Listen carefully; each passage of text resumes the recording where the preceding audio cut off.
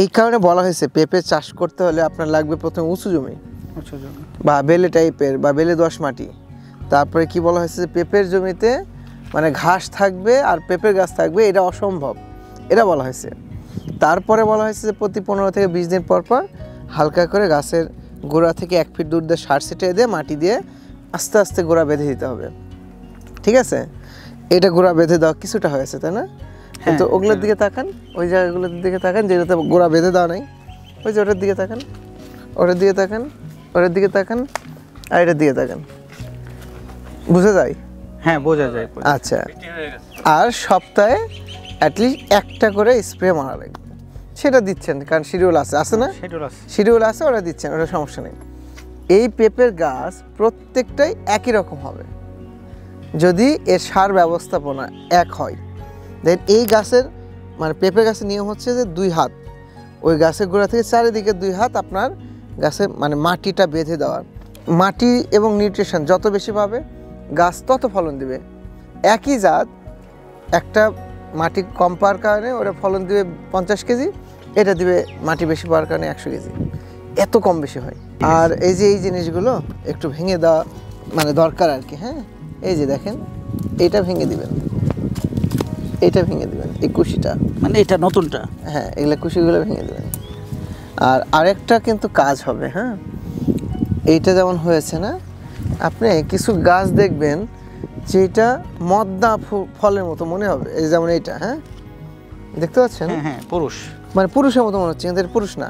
এরকম ধরেন একসাথে 3-4টা করে ফুলের সাথে ফল বের হবে, একটু এটা না বড় হয়ে যাবে ইয়েটা, এই যে এই বোটাটা, হ্যাঁ যখন বড় হয়ে যাবে তখন এই সাইডে 3-4টা ফালাই দেওয়া, মাঝখানেটা রাখলে এই ফলের সাইজ বড় হবে এবং এটা টেস্টটা বেশি ভালো।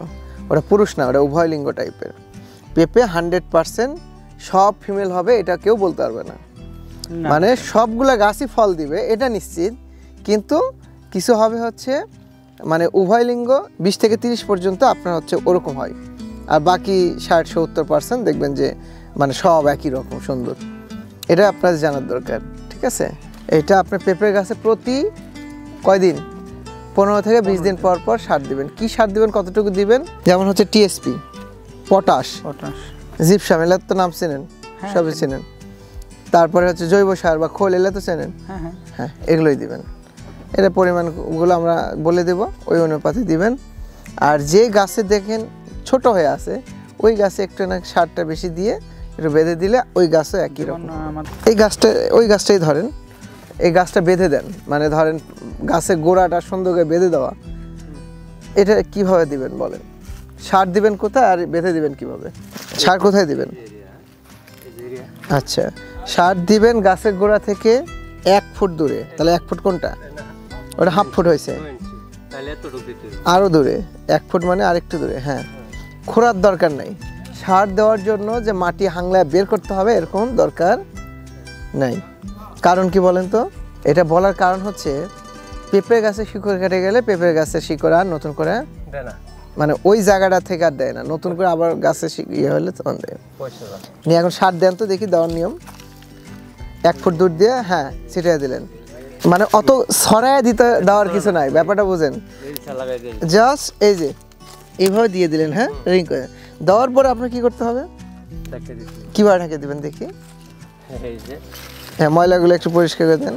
এইভাবে ঢেকে দেওয়া যাবে না, কারণ কি আমরা বলছি কি দেখেন, গাছের গোড়া থেকে চারিদিকে 2 হাত, এটা কি 2 হাত হয়েছে? যখন 2 হাত হবে না তখন গাছের চেয়ারা হবে এই যে এরকম, একবারে যে পুরাটাই একবার উঁচা করে একবার পাহাড় বানাতে হবে এরকম না। কারণ বারবার বলা হচ্ছে 15 থেকে 20 দিন পর সার দেওয়া লাগবে, তো সার দিলে তো মাটি দেওয়া ঢেকা দেওয়া লাগবে, দেওয়া লাগবে না? সার দিছেন, এখন এই পুরা এরিয়াটা বেঁধে দিবেন।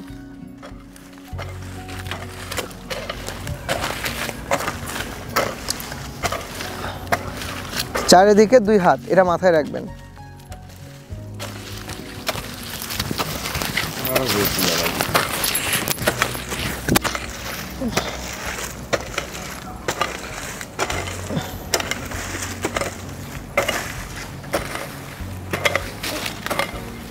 মানে এইভাবে যে হয়েছে, এখন এটা হাত দিয়ে একটু সুন্দর করে গোড়াটা বেঁধে দেন।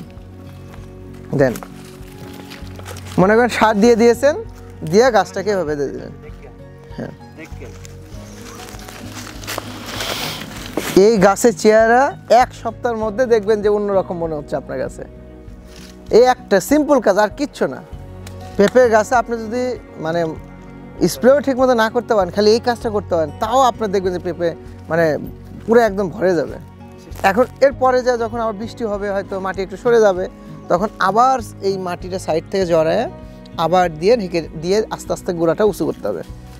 যেহেতু এখানে দেখেন, এখানে প্রত্যেকটা জায়গা উঁচু নিচু না, আপনাকে যে কোনো মূল্যে নিশ্চিত করতে হবে যে পেঁপের গাছের গোড়ায় পানি দাঁড়াবে না বা ওই জায়গায় স্যাঁতসেঁতে থাকবে না। এইটা নিশ্চিত করতে পারলে আপনার পেঁপের গাছ টিকবে, আর নাহলে টিকবে না। ঠিক আছে, পানি বাদে যা আপনার আছে সব সম্পর্ক তৈরি করবেন। পানি যদি পেঁপের গাছে বাঁধে, তাহলে আপনার পৃথিবী উল্টে গেলে ওই পেঁপের গাছ থেকে ভালো কিছু পাবেন।